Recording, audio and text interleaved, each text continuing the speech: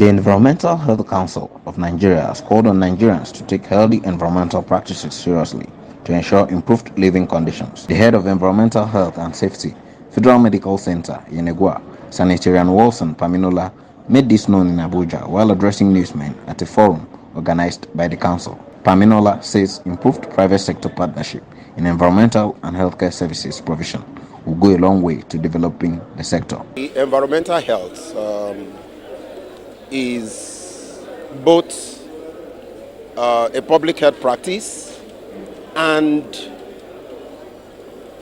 a social crusade.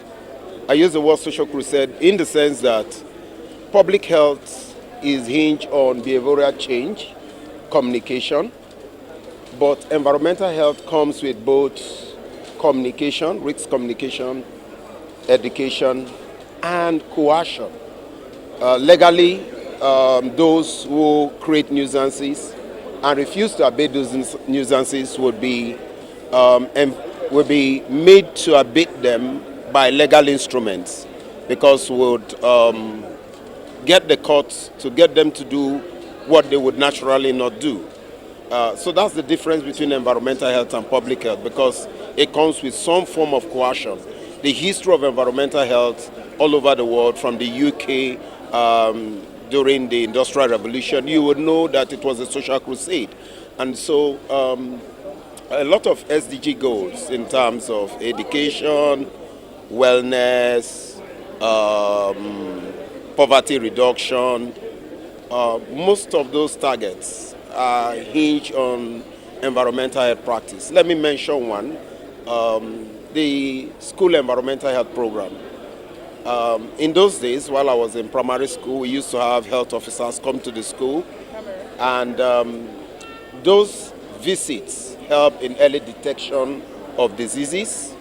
It promotes hygiene, environmental hygiene, and also inculcating children healthy values. And when those children go back home, they take those information back to their parents, back to their home. So the school is not at home. So just with the school environmental health program, we'll have safe water supply, we'll have quality food or adequate food for children, a good learning environment, and then children would, there will be least risks that will make children miss classes as a result of illness. So it will address most of the SDG goals. Okay, so we have a very wrong foundation.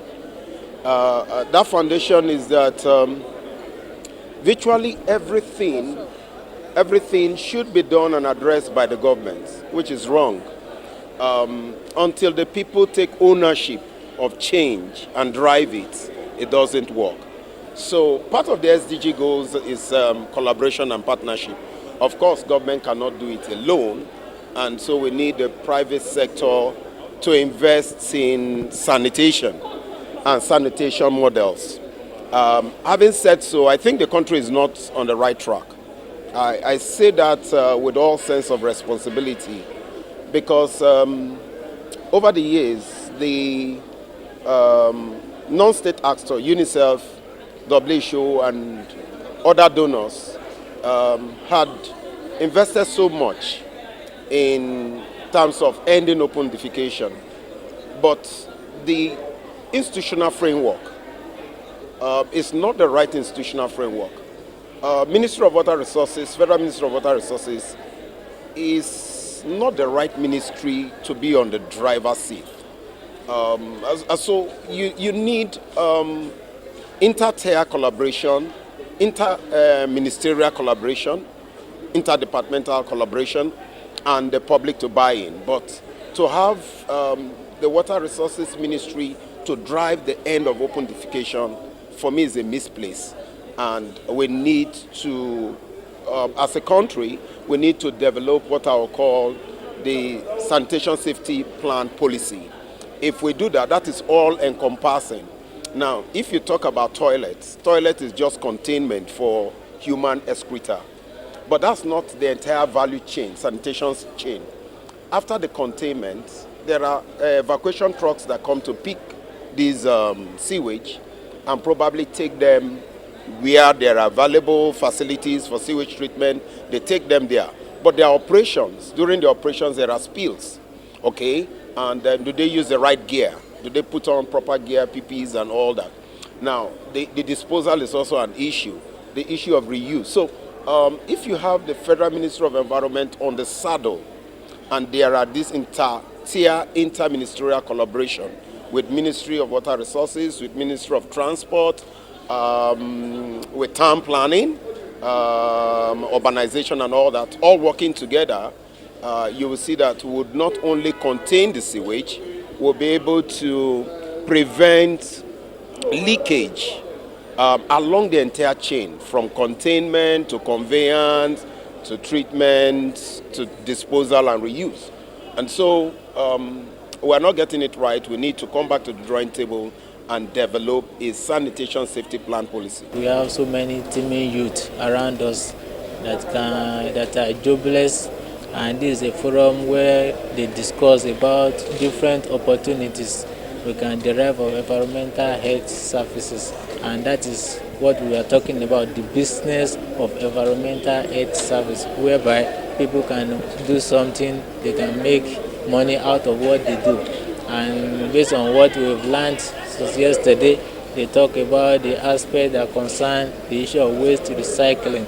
They even brought Babambola in to come and so that they brought them in so that we can see what they are doing.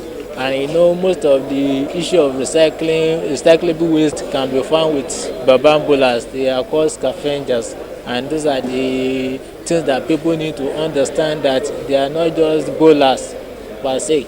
They are really into business, and which everybody can also dabble into.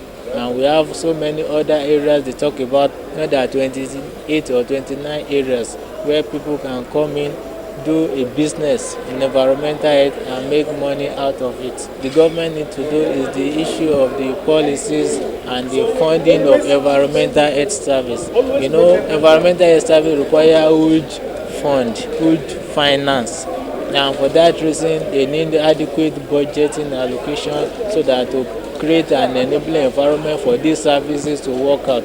Like in Nigeria today, even when you visit some sites, you see all these Babambola, you see that they have already picked some recyclable materials here and there, are waiting to be sold to people. But if there is no secondary people that will collect it from them, it's always an issue. But if government create a platform for them to sell all these recyclable materials, I think through that means they can earn their living, and that materials too can also be upcycled to another product, and it can be for the benefit of all of us.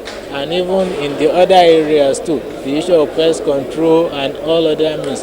Flooding is a natural disaster, and flooding is usually consuming human property. Human lives are usually taken when it comes as an emergency. But there is still something that could be done to check flooding, and that is appropriate drainage systems and possibly a dredging of our water bodies.